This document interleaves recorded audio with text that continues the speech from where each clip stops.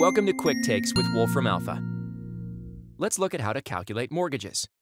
Express relevant details of the mortgage. For example, mortgage $300,000 at 3.7% APR for 30 years. Now press the Enter key.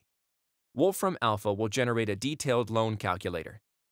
Wolfram Alpha will generate the interpretation of your query as input information. Make sure that the assumptions listed are what you had in mind. Otherwise, more detail will be needed. Wolfram Alpha can also generate graphs to help you manage and understand your monthly payments and mortgage totals.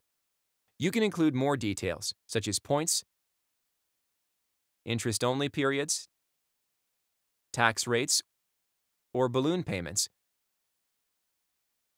or generate loan calculators for adjustable rate mortgages or other types of loans, like car loans or credit card payments. Check out the rest of our videos for more tips on how to get the most from Wolfram Alpha. Thanks for watching.